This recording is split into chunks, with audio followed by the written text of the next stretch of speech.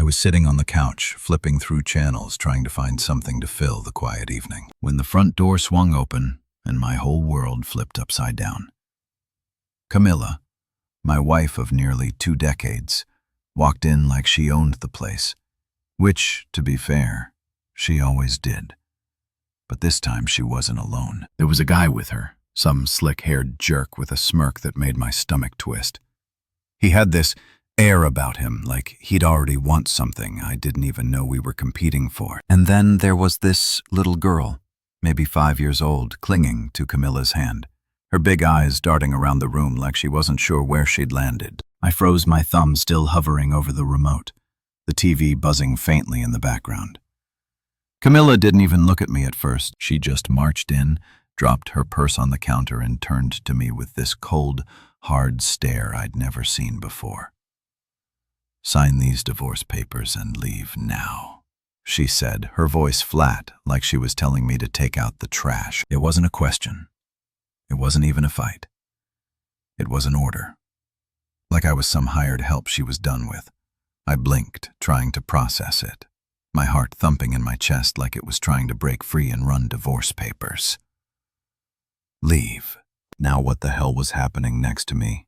Julian, my 16-year-old son, sat stiff as a board on the couch. He'd been scrolling on his phone, probably texting his friends or watching some dumb video.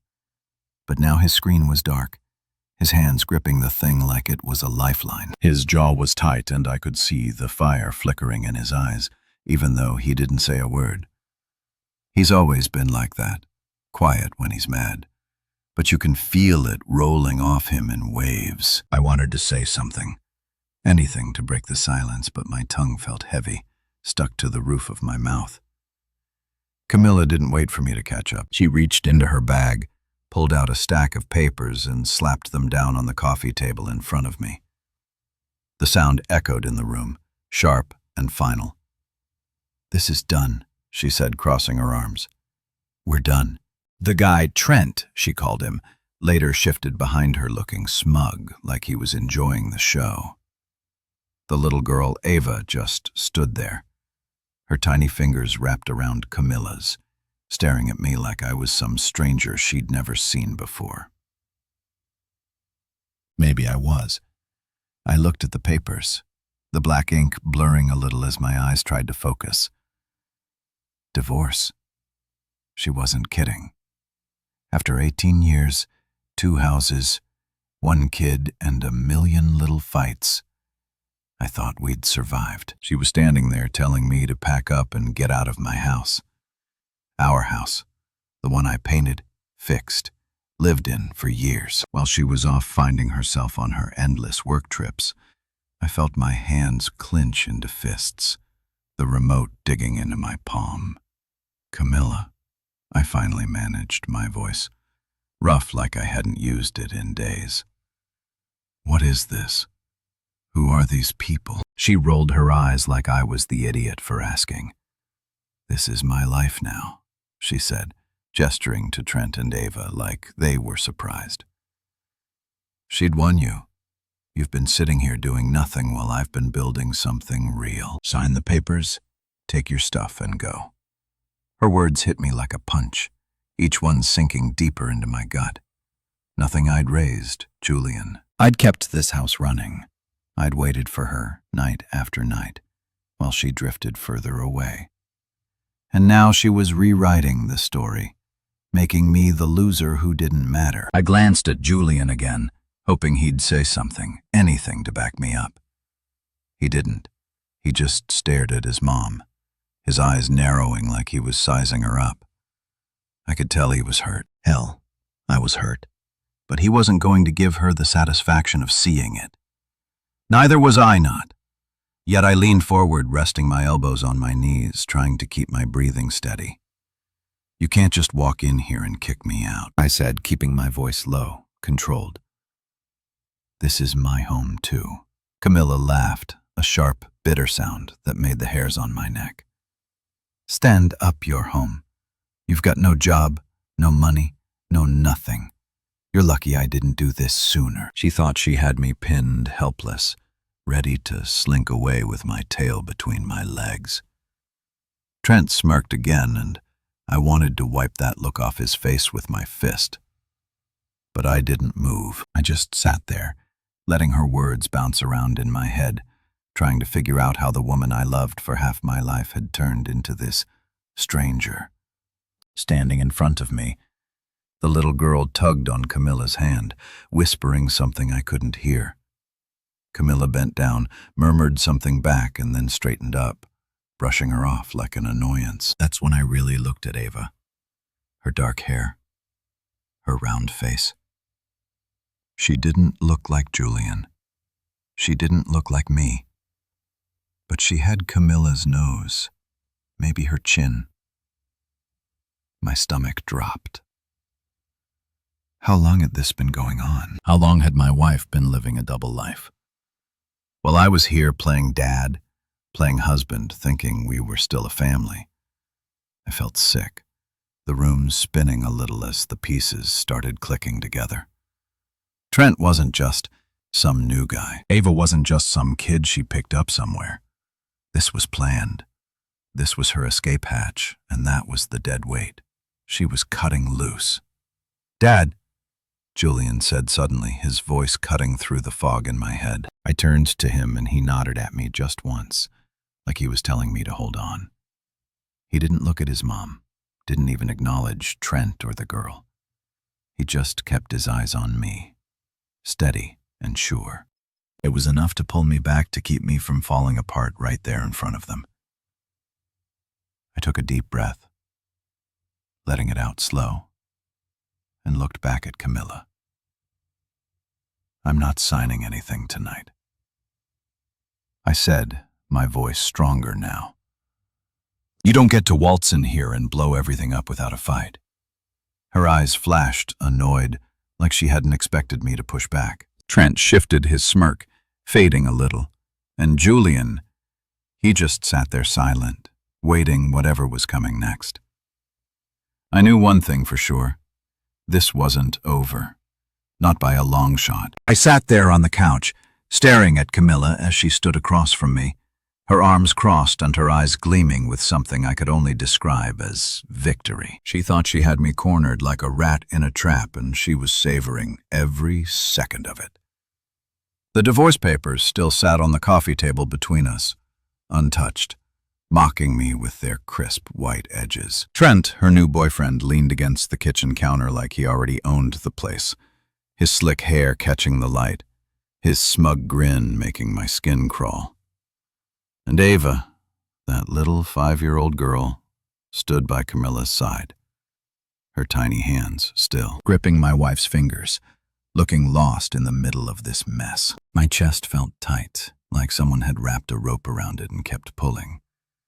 But I couldn't let it show, not with Julian sitting next to me, his silence louder than any words he could have said. Camilla thought I had nothing, no job, no power, no fight left in me. She was wrong, but I wasn't ready to show my hand. Yet for years, I've been the one holding things together. When Camilla decided her career was more important than us, I didn't argue. I stayed home. Rap. Julian made sure he had food on the table, a clean shirt for school, someone to talk to when the world got heavy. She'd always been ambitious, traveling for weeks at a time, chasing promotions, telling me it was all for our future. I believed her back then. I'd cooked dinner, keep the house running, and wait for her calls that came less and less often. She'd breeze in for a weekend, all smiles and expensive perfume, then vanish again. I didn't chase her. Maybe I should have. Maybe that's why she thought she could walk in here now with this Trink guy and a kid I'd never seen before and just erase me like I was some smudge on her. Perfect life. You've been a ghost in this marriage for years, she said, her voice sharp, cutting. I've moved on. You should too. Moved on like it was that simple. I looked at Trent again, trying to figure out who this guy was. He wasn't some random fling. He carried himself like he'd been around a while, like he knew things about my wife. I didn't. His suit was pressed, his shoes polished. The kind of guy who spent more time in front of a mirror than I'd spent fixing the leaky sink last month. And Ava, she wasn't mine. That much was clear. Her dark eyes flicked between me and Camilla, unsure, like she was waiting for someone to tell her what to do. I did the math in my head. 5 years old. Camilla's trips had gotten longer around, then her excuses flimsier. I chalked it up to work stress, to her needing space. Now I saw it for what it was, a lie. She'd been building a whole other life while I was here playing the fool. Thinking we were still a team. You expect me to just walk away? I asked, keeping my voice steady, even though my hands were shaking a little. I shoved them into my lap so she wouldn't see. After everything I've done for this family. Camilla laughed. A cold, brittle sound that bounced off the walls. Family? You mean sitting around pretending to be a writer while I paid the bills? I've been carrying us, and I'm tired of it. That stung. I'd given up my job years ago, yeah. But it was for Julian.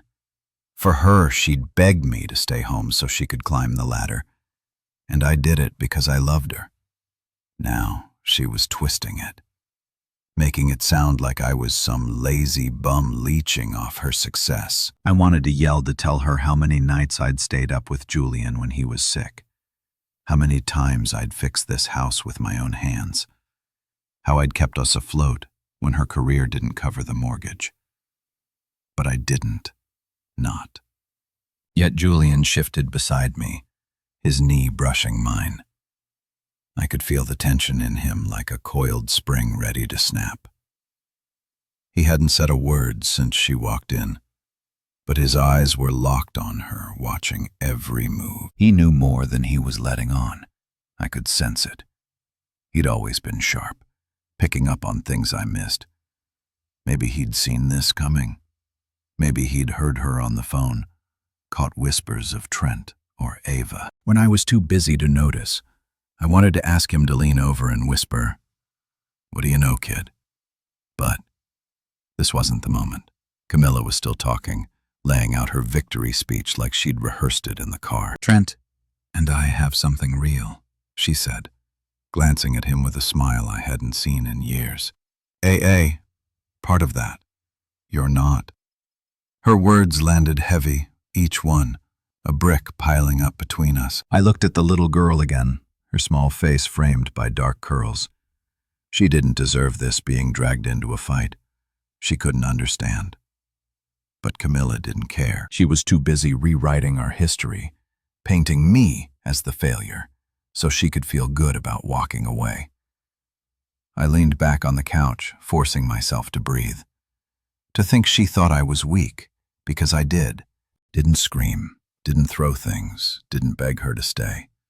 She didn't know me at all. "You're making a mistake," I said quietly, meeting her eyes. She smirked like she'd already won. "No, you're the one who's been living a mistake. Sign the papers and let's end this." I didn't touch the papers. I just sat there, letting her words hang in the air, feeling the weight of Trent's stare and Ava's confusion. Julian's silence was a wall beside me, solid and strong. Camilla thought she'd blindsided me, that I'd crumble under her big reveal. But I'd spent years learning to be patient, to wait, to watch. She didn't know I'd been keeping score, not with anger, but with facts.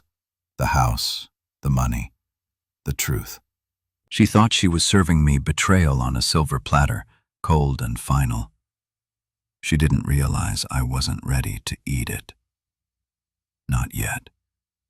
I glanced at Julian again, and he gave me the smallest nod, like he was saying, "We've got this." Maybe we did. Maybe this wasn't the end she thought it was. I watched Camilla as she stood there, her posture stiff and confident, like she'd spent months plotting this moment in her head. She had it all figured out, didn't she? The divorce papers still sat on the coffee table glaring at me, daring me to pick them up and sign my life away.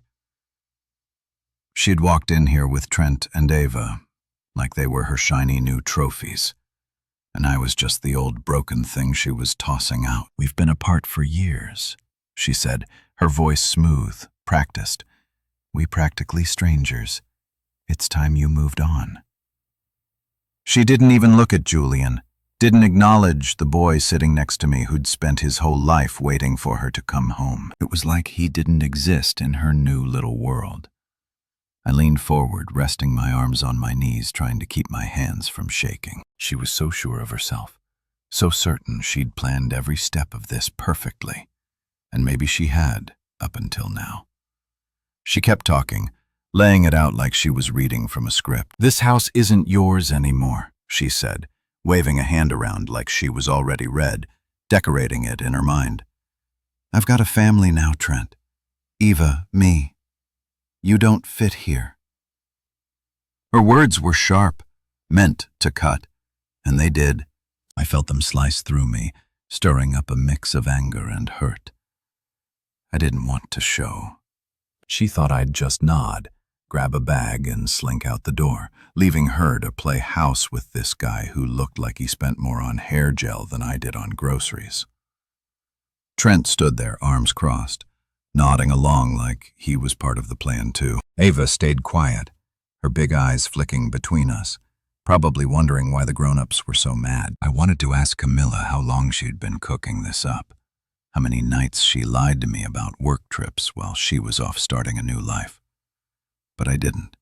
I just listened, letting her spill it all out. She thought she knew me, thought I was some washed-up guy with no backbone, no fight. For years. I'd let her take the lead because I loved her, because I wanted her to be happy. When she said she needed to travel for her job, I stayed home with Julian. When she said she needed space, I gave it to her. I didn't push, didn't pry, didn't demand answers. When she came back, smelling like someone else's cologne, I trusted her.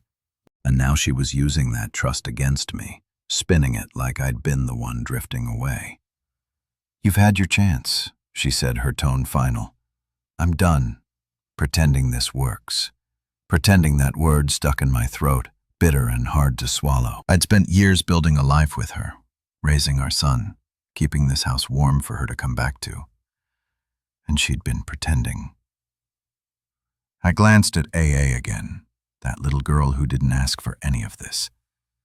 She was proof Camilla hadn't just moved on. She built something else entirely, 5 years old. That meant this wasn't some fling that started last month. This was years in the making. Years of lies piling up. While I was here fixing Julian's lunches and patching holes in the drywall, I felt my jaw tighten, my teeth grinding together as I tried to keep my cool. Camilla didn't notice. She was too busy laying out her perfect plan. "I'll take the house," she said. "You can find somewhere else. It's only fair." Fair. She had the nerve to talk about fair when she'd been cheating, lying, and planning this ambush behind my back. I wanted to laugh, but it caught in my chest, turning into something heavy. Instead, Julian shifted next to me, his sneakers scuffing the floor.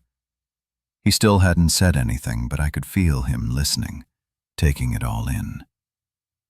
He was smarter than me, sometimes quicker to see through people. I wondered what he was thinking if he'd caught on to his mom's game.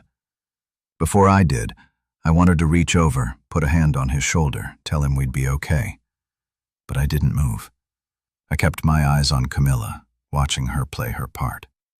She thought the house was hers because her dad had bought it years ago. Back when we were first married, she figured it was still in his name or hers by default. Now that he was gone, she didn't know what I knew.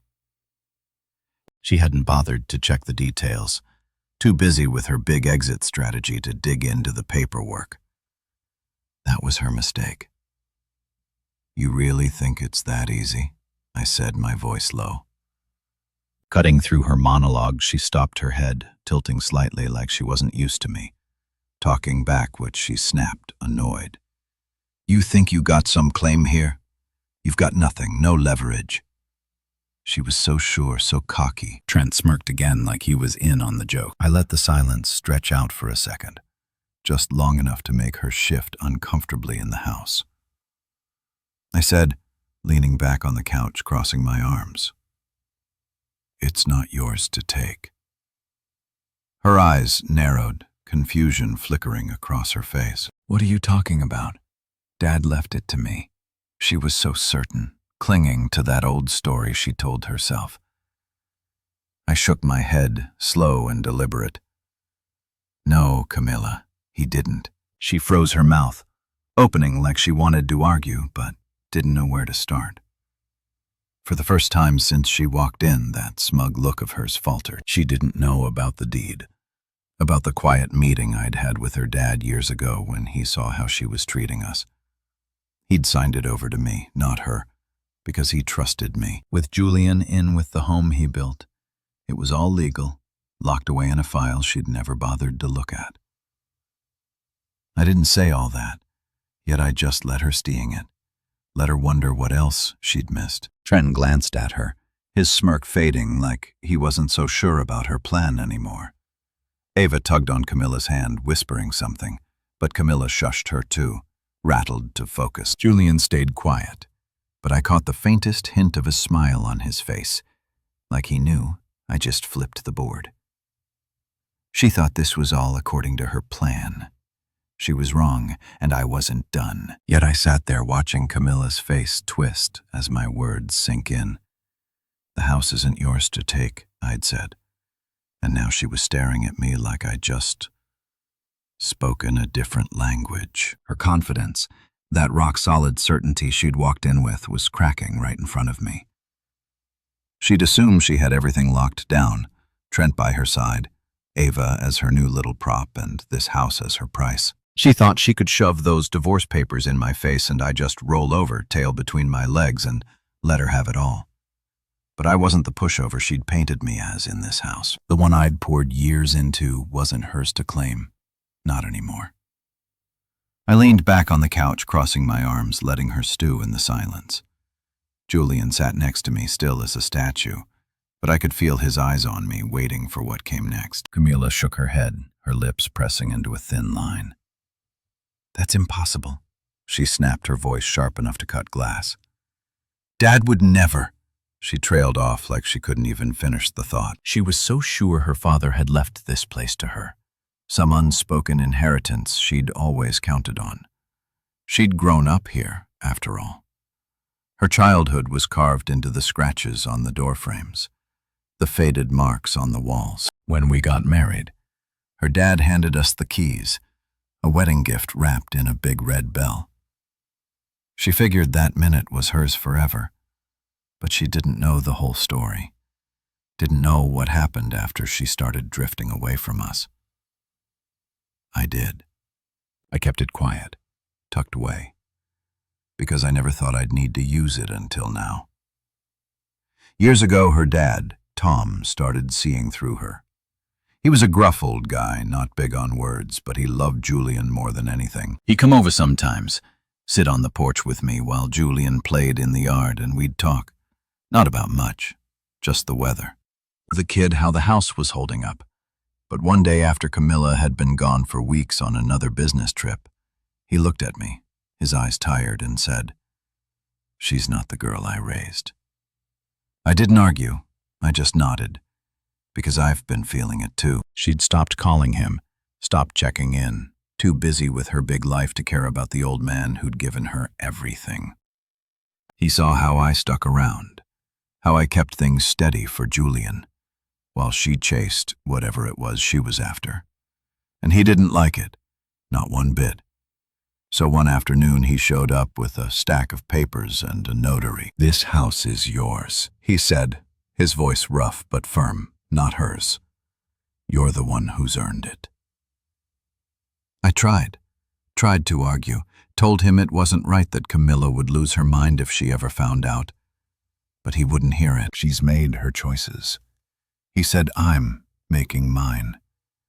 He signed the deed over to me, just like that, all legal and binding. It was filed away, locked in a drawer I hadn't touched since he passed 2 years ago. I never told Camilla. Why would I? She was barely around, and when she was, she didn't care about the house, only about what it looked like to her fancy friends. She assumed it was still hers because she never bothered to check. That was her mistake, and now it was mine to play.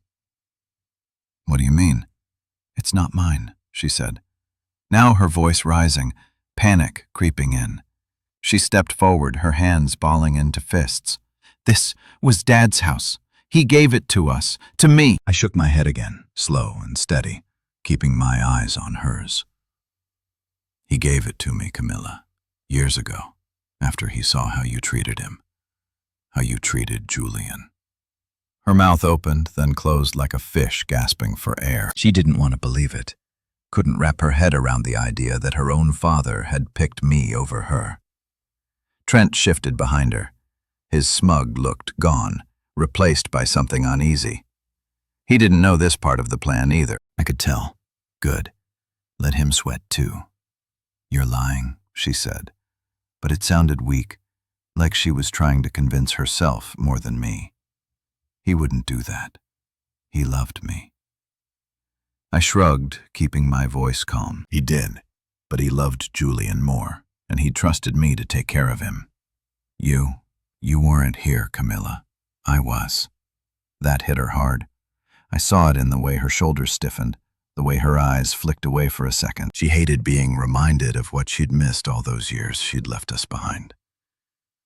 She built this story in her head where she was the hero, the hard-working mom who'd sacrificed everything. But the truth was she'd sacrificed us. Me, Julian, her dad, for whatever she had with Trent and Ava.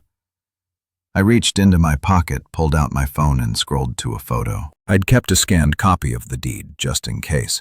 I held it up, letting her see the date, the signatures, the notary stamp. It's all here, I said. Legal and done. You can check the county records if you want. Her face went pale, the color draining out like someone had pulled a plug. She grabbed the phone from my hand, her fingers trembling as she zoomed in. Reading every word, Trent leaned over her shoulder, his brow furrowing. This can't be right, he muttered, but he didn't sound so sure anymore. Hey, quiet. Clutching Camilla's leg, her little face confused. I almost felt bad for her. Almost. Camilla shoved the phone back at me, her eyes blazing. This doesn't change anything, she said, but her voice shook. I'll fight this. You can't keep me out. I smiled just a little because, for the first time since she walked in, I felt the ground steady under me. You can try, I said, but it's my name on the deed, not yours. She glared at me, her perfect plan crumbling, and I could see the wheels turning in her head, trying to find a way to claw back control. Julian finally moved beside me, leaning forward, his elbows on his knees. He didn't say anything, but his presence was enough. We were in this together, and she didn't see that coming.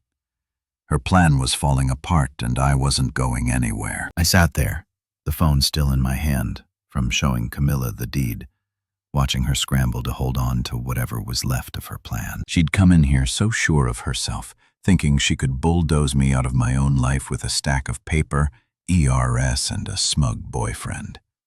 Now she was rattled, her eyes darting around like she was looking for an escape hatch that wasn't there. This doesn't change anything, she'd said, but the tremble in her voice told a different story.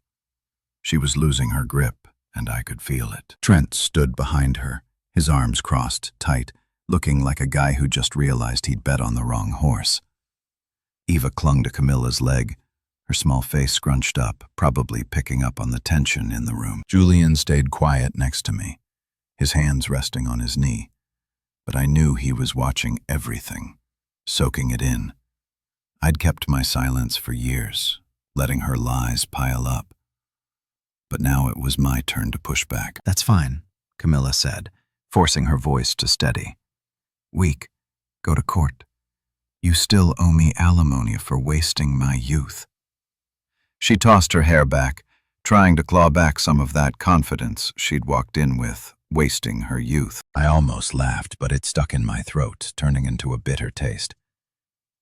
Instead, she thought she could flip this around, make me the bad guy for staying home. While she chased her dreams, I set the phone down on the coffee table, slow and deliberate, letting her words hang there. "Your youth," I said, keeping my tone. "Even I raised Julian while you were gone. I kept this house together. I paid the bills when your big Korea didn't cover them. You don't get to call that wasting anything." Her eyes flashed, annoyed that I wasn't crumbling like she'd expected. "You had it easy," she snapped, sitting here playing house while I worked my ass off. "You owe me for that easy." I thought about the nights. Julian cried himself to sleep because she didn't call the times. I stretched a paycheck to cover the heat because her trips ate up the budget. I thought about the years I put my own life on hold so she could climb her ladder, believing it was for us. I didn't say any of that. Not yet. I just looked at her, letting her stew in her own nonsense. She didn't know I'd been keeping track.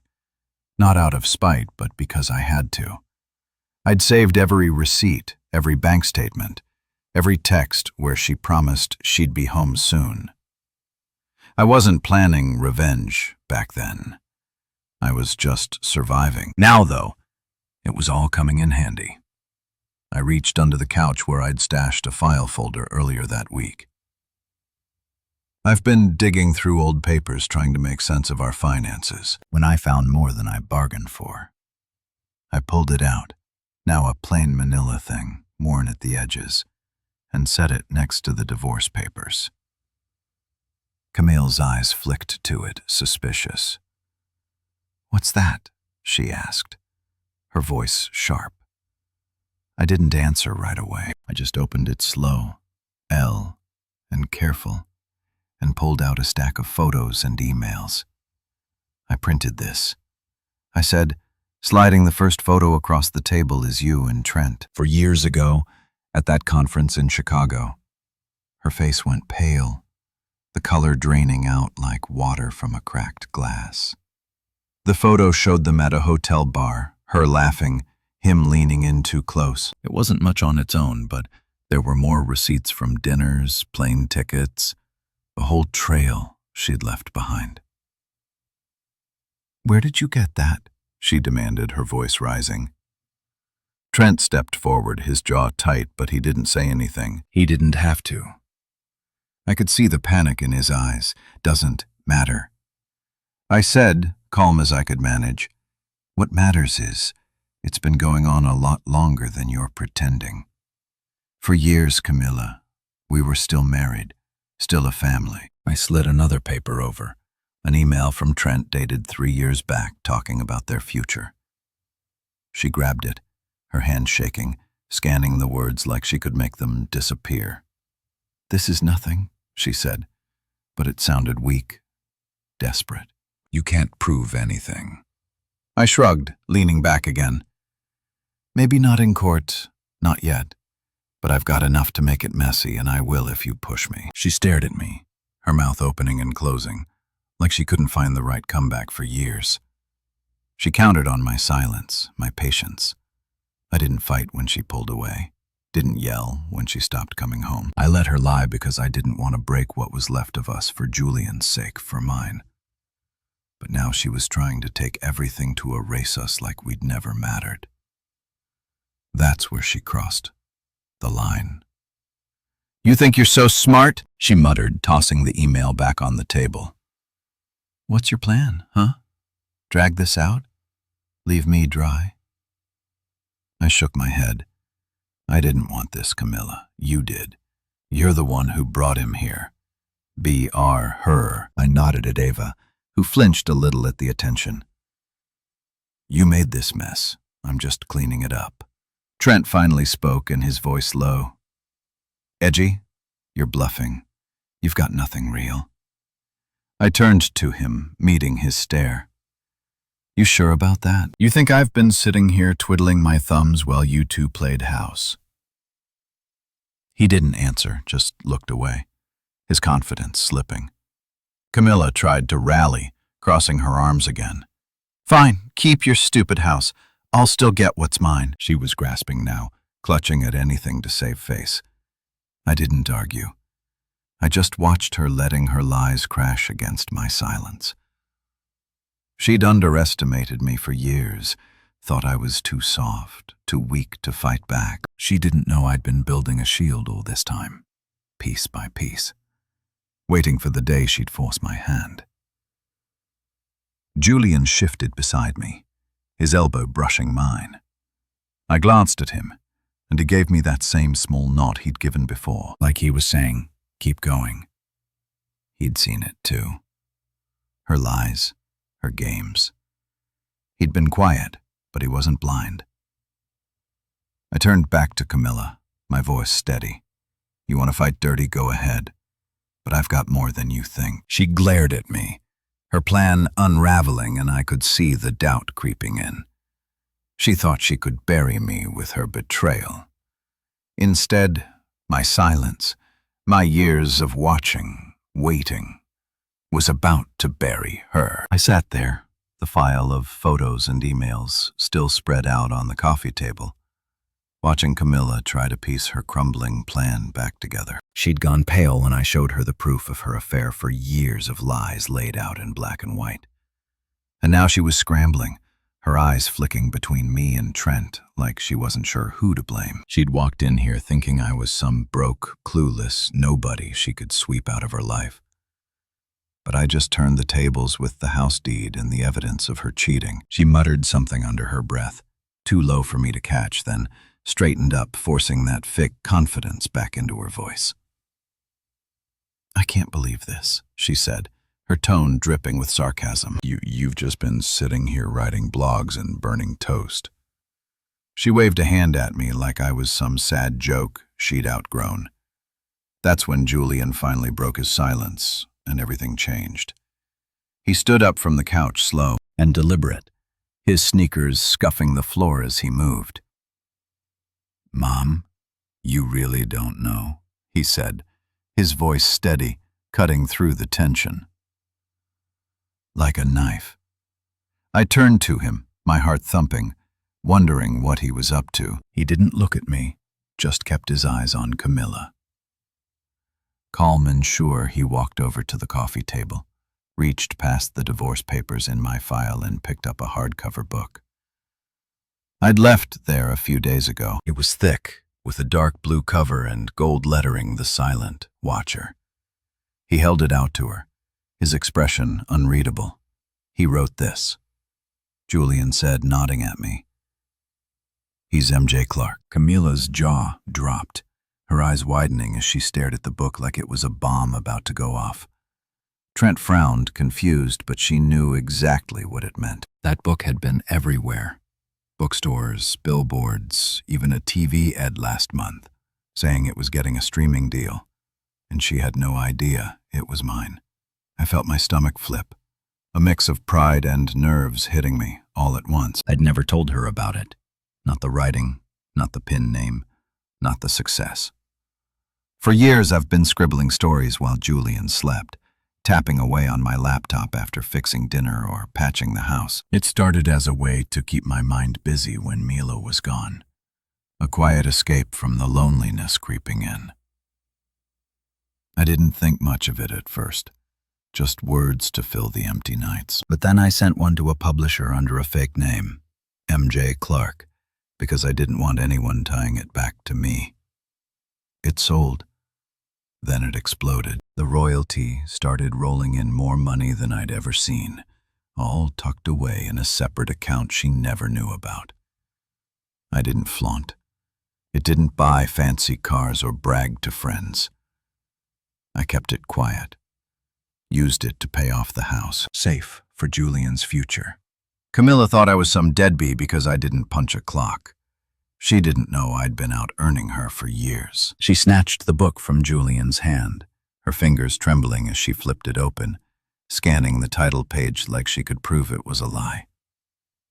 This can't be you," she stammered, her voice shaky. You're not?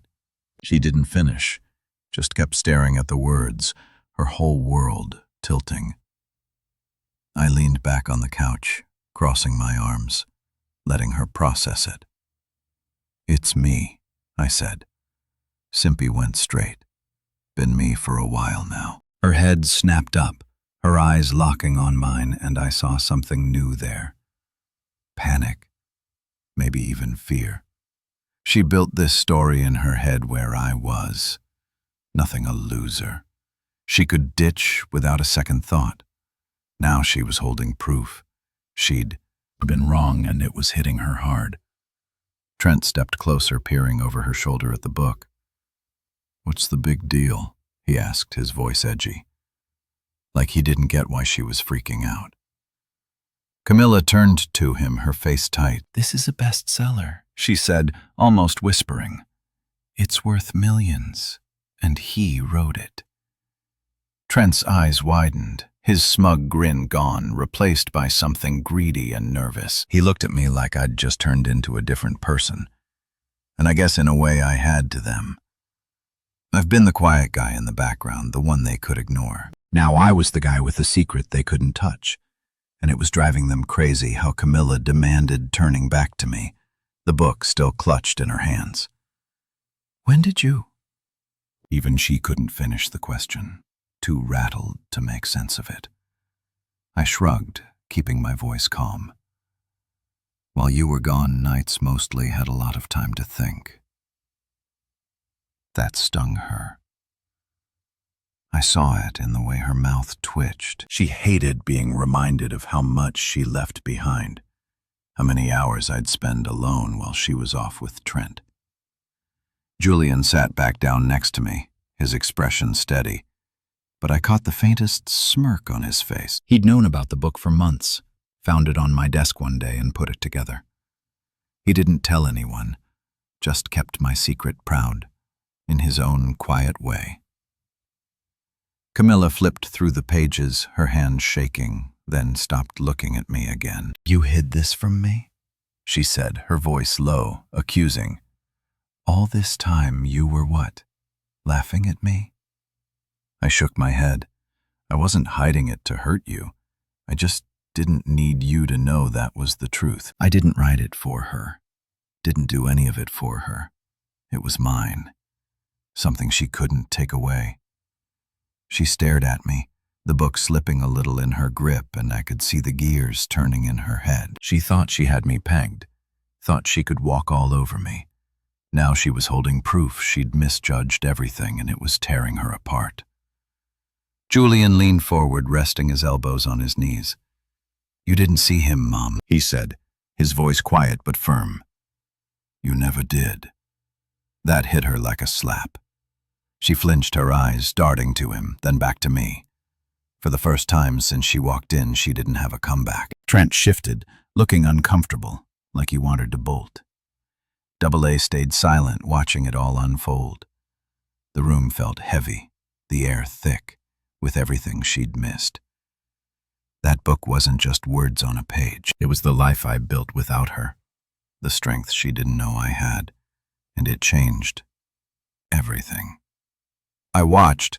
Camilla clutched that book, The Silent Watcher, like it was the last piece of her plan she could hold on to. Her face was a mess of shock and anger, her fingers digging into the cover as she tried to wrap her head around the fact that I wasn't the nobody she thought I was. Julian's words. "You never saw him." Mom still hung in the air, heavy and true, and I could see them cutting into her. She'd walked in here with Trent and Ava, thinking she blindsided me, thinking she could kick me out of my own life with a few signatures. But I just dropped 2 bombs. The house was mine, and I was MJ Clark, the guy behind $1 million book. Now she was blinking fast, stammering, trying to find a way to claw back, control the royalties. She said suddenly, her voice sharp, desperate, "Those are marital assets, right? I'm entitled to half." She was grasping, reaching for anything to turn this around. I just smiled, slow and easy, because she didn't know the best part. Yet Trent perked up at that, his greedy eyes lighting up like he just heard a cash register. Sting?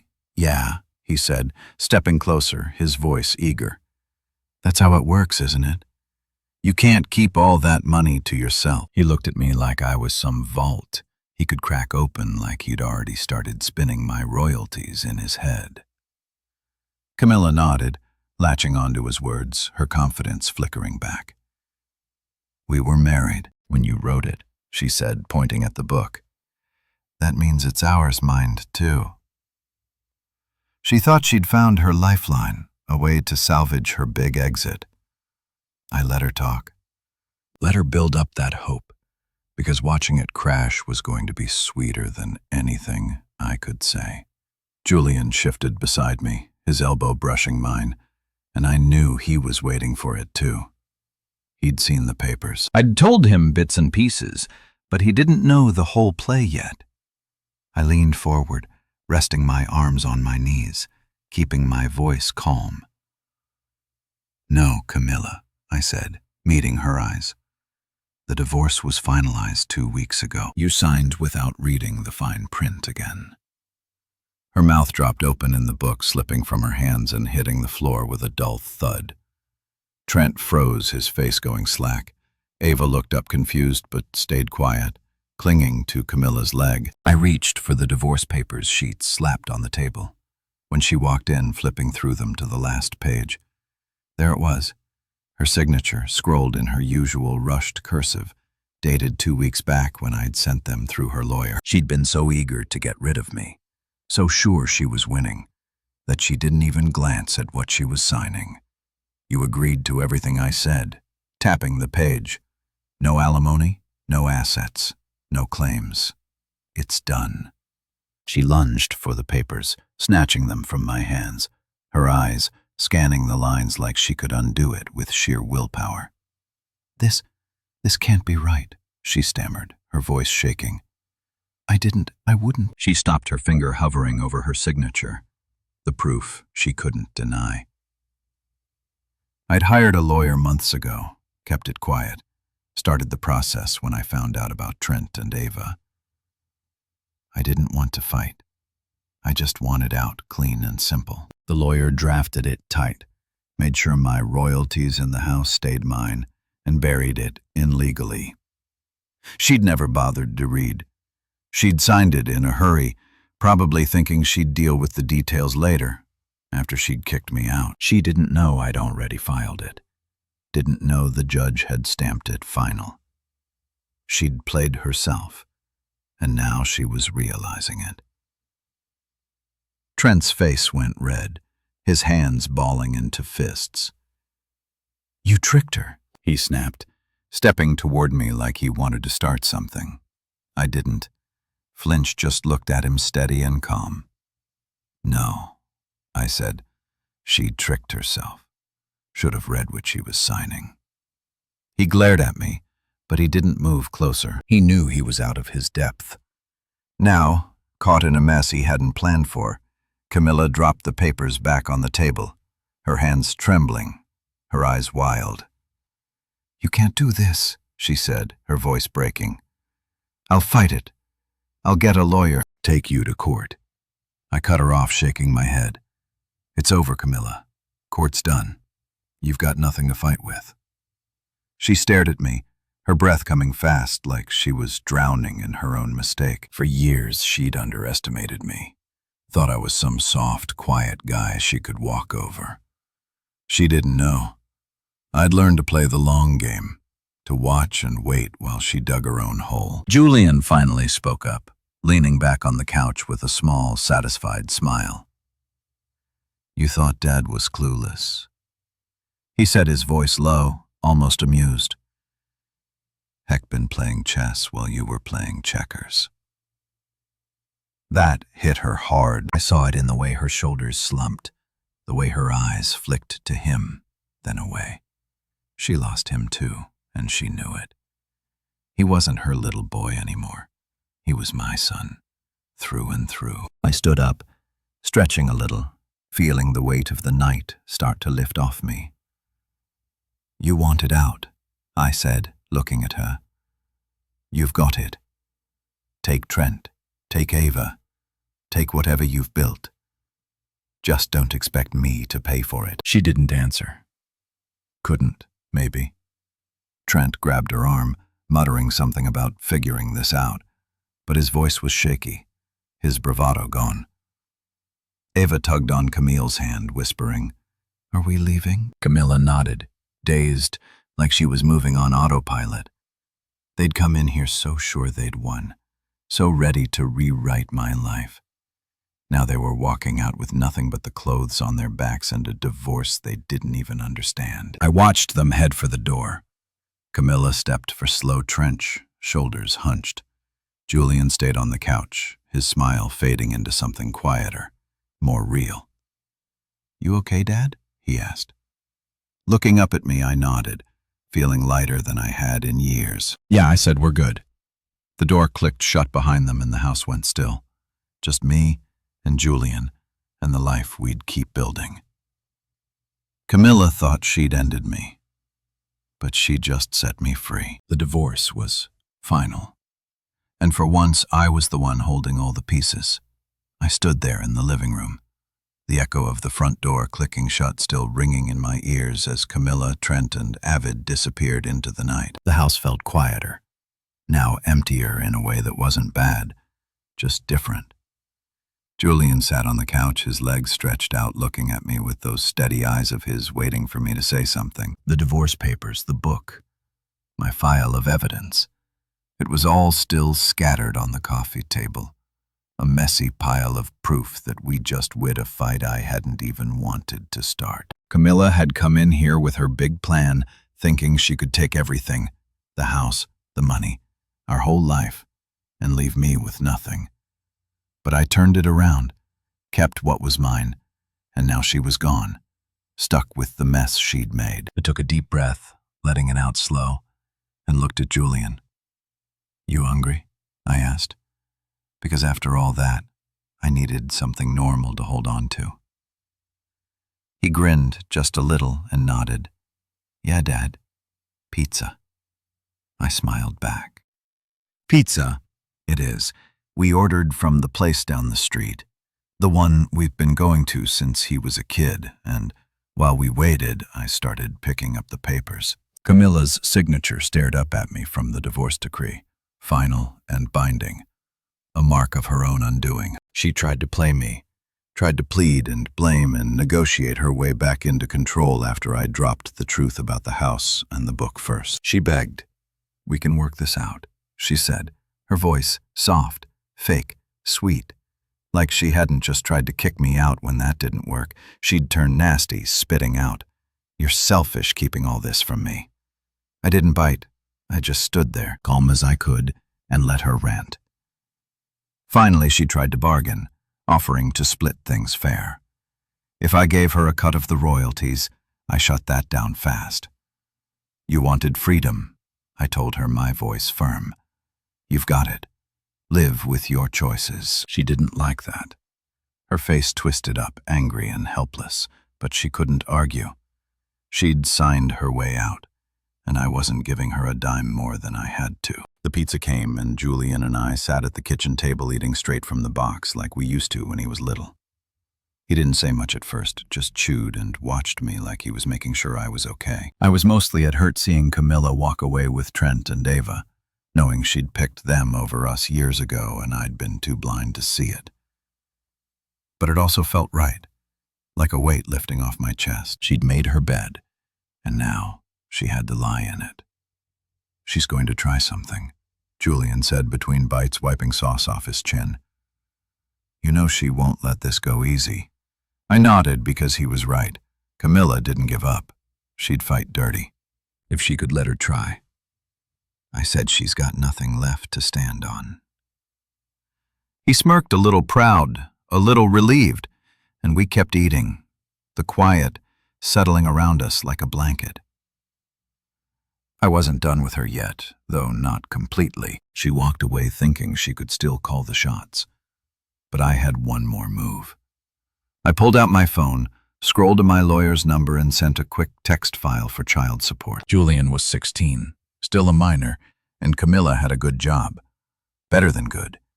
With all those years of climbing the ladder, she'd barely paid a cent for him while I stayed home covering everything. Now it was her turn. I kept it simple, just enough to reflect the effort. She'd never put in nothing crazy. She'd have it, but she'd pay because I'd make sure she had no choice. When she called the next day screeching about it, I stayed cool. "You owe him," I said, "years of nothing." "This is fair," she tried to argue, claiming she couldn't afford it, with Trent and Ava to take care of that. When I brought up the adultery compensation clause, another little guy buried in the divorce paper sheet, signed Blind Pitted. I told her, "Or I'll see you in court." She went quiet, then hung up. A week later, the first check came. She paid. She had to. I didn't want to crush her. Not really. I just wanted what was right for Julia and for us.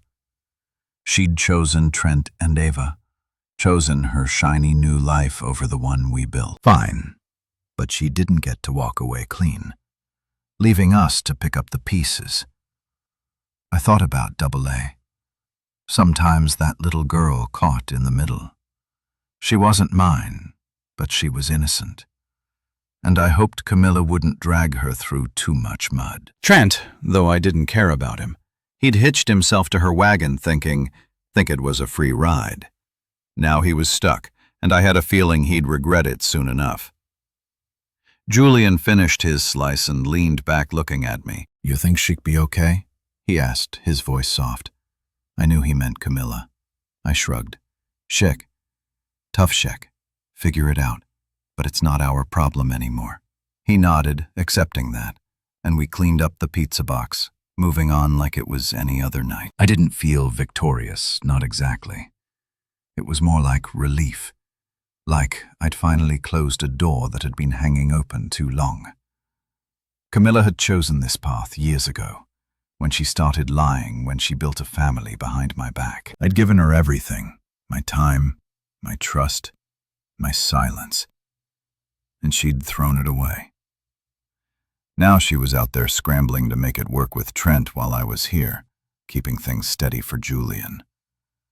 That's what mattered. The house was ours, the money was mine, and our life was ours to shape.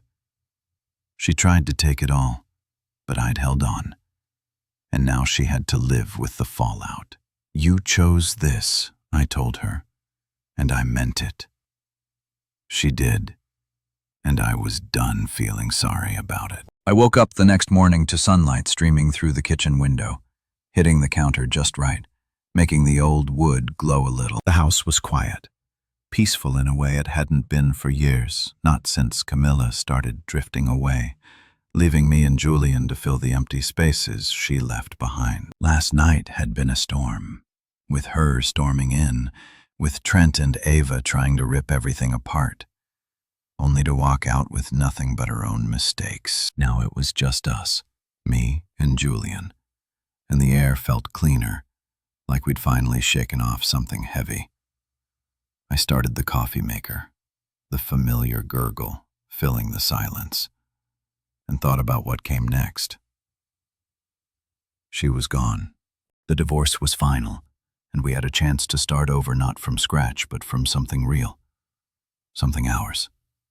Julian shuffled in a little while later, his hair a mess, still in his pajamas. He grabbed a mug and poured himself some coffee, even though I told him 1,000,000 times he was too young for it. "Morning," he mumbled, sitting at the table across from me. I nodded back, taking a sip of my own morning sleep. "Okay," he shrugged, the way he always did when he didn't want to talk too much.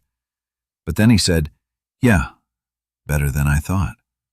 I got that after all the yelling, the revelations, the house, the book, the divorce being done, it was like we'd both been holding our breath, waiting for the dust to settle. Now it had, and we could breathe again. I looked at him, my kid, who'd grown up too fast, and felt a pang of pride. He'd stood by me last night, quiet but strong, and I knew we'd be okay. Camilla and Trent were out there somewhere, probably licking their wounds. I'd heard from a mutual friend, A few days later, they'd moved to some city a couple hours away, renting a cramped apartment because they couldn't afford much else. Trent lost his job not long after something about his boss finding out he'd been messing around with a married woman, Camilla, and it didn't sit right with the company. I didn't feel bad for him. He'd walked into this with his eyes open, thinking he'd hit the jackpot with her. Now they were scrambling, borrowing money to cover the settlement and legal fees I'd forced her to pay. The child support checks started coming, too small but steady, and I put every cent into a savings account for Julian. She hated sending them. I could feel it in the stiff way. She wrote his name on the envelopes, but she didn't have a choice. Her perfect little family fantasy was cracking, and I wasn't surprised. It was built on lies, and those don't hold up long. Me and Julian, though, we were moving forward. He'd been talking about college for a while, tossing around ideas about where he wanted to go, what he wanted to study. Maybe writing, he said one night over dinner, a few weeks after Camilla left. Like you, that hit me hard, in a good way. I'd never pushed him toward it, never even told him much about my own work until he found that book. But he'd been reading my stuff, M.J. Clark's stuff, on the sly, and he liked it.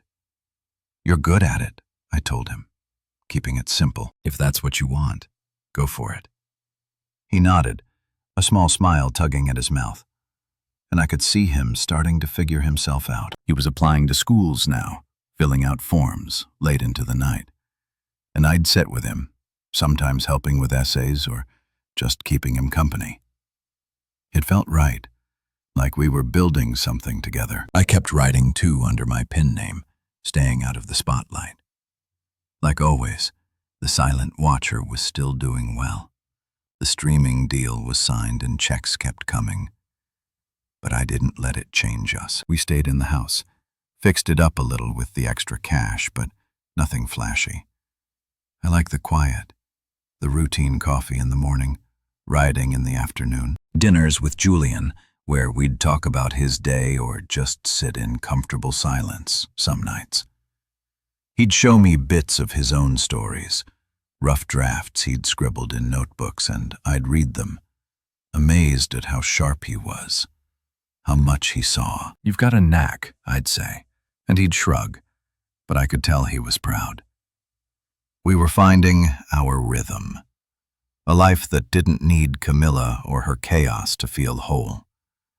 I thought about her, sometimes wondered how she was holding up. She'd chosen Trent and Ava, walked away from us like we were nothing, and now she was paying for it, literally and figuratively. I didn't hate her, not anymore. I just didn't care. She'd made her move and I'd made mine, and we were both living with the results. Julian didn't talk about her much, but I caught him staring at his phone once like he was thinking about texting her. You can't, you know, I said, keeping my voice light, if you want to. He shook his head, putting the phone down. She doesn't get it. We're good here. That was enough for me. He didn't need her approval, didn't need her to see him. He had me, and I had him, and that was more than she'd ever given us.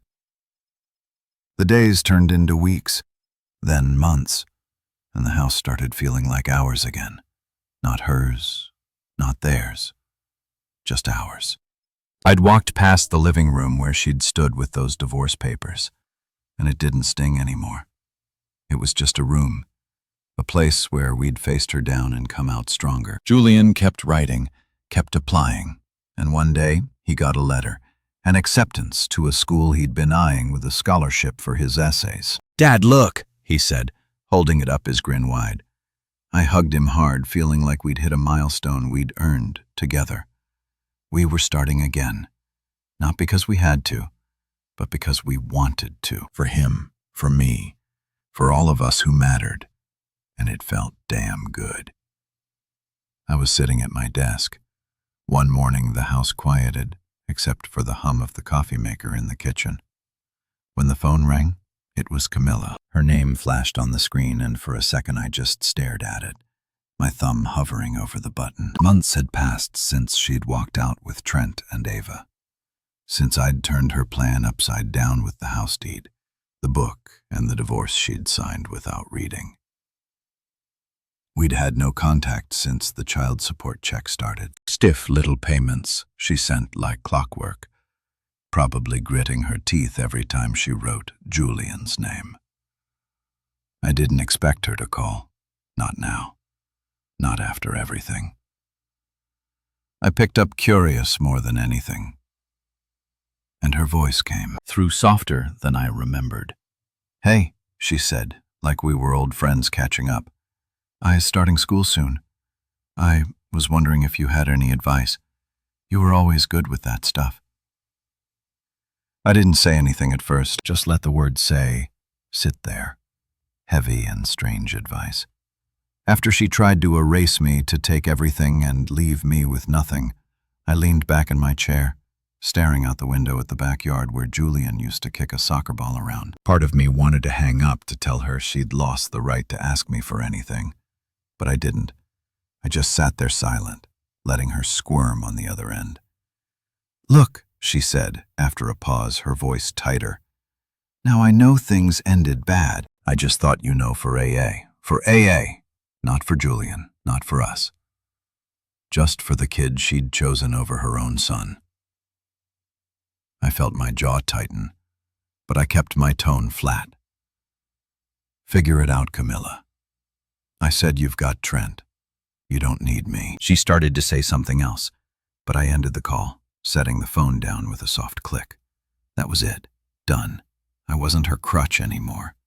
Julian came home later that day, tossing his backpack by the door. Like always, he'd been at school, finishing up his last year, and he'd grown into this quiet confidence. I couldn't get enough of Mom called. I told him keeping it casual. As I stirred a pot of pasta on the stove, he raised an eyebrow, leaning against the counter.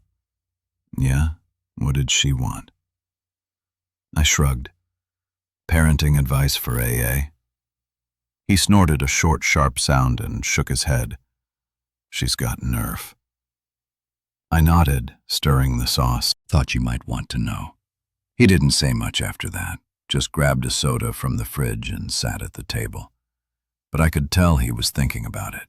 Camilla was a ghost now, popping up, just enough to remind us she existed, but not enough to matter.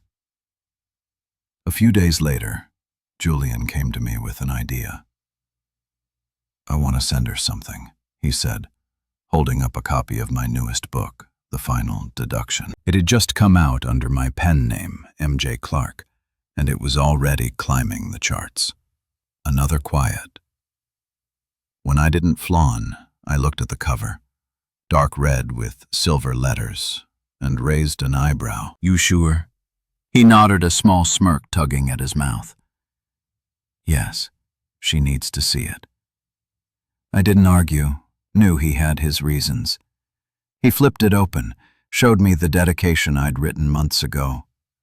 "To those who think silence is weakness, it never is." It was for him, for me, for everyone who'd ever been underestimated. He grabbed a pin, signed his name under mine from Julian, and mailed it off. I didn't ask what he was hoping for. Maybe closure, maybe a jab.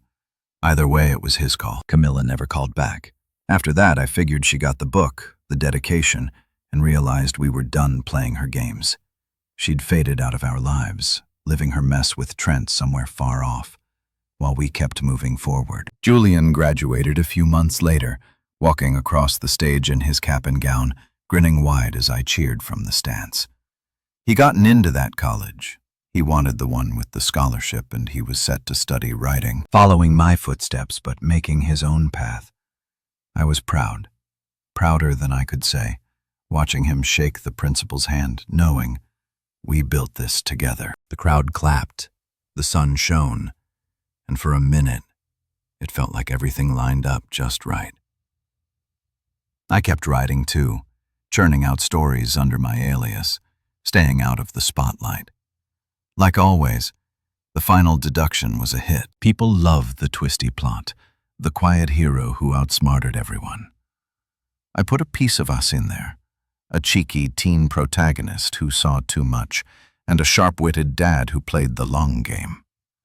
It wasn't our story, not exactly, but it was close enough. The check kept coming, and I socked most of it away. For Julian's tuition, for the house, for whatever came next. We didn't need much, just each other, this place, and the freedom to be ourselves. Some nights we'd sit on the porch, him with a notebook, me with a beer, and we'd talk about his ideas or just listen to the crickets. It was simple. Real ARS. Looking back, I could see it all. Camilla's betrayal, the fight, the way we came out stronger. She thought she could break us, thought my silence meant I was weak. She was wrong. It had been my strength, my way of holding on until the right moment. Now she was gone, and we were here living a life she'd never understand. Julian was off to college soon, and I'd keep writing, keep building. The best stories I learned were the ones built on truth, the kind we lived through, the kind we'd earned. The final deduction was doing, well, of course it was. It had to. It was us in every word. And that was more than Camilla could ever take away.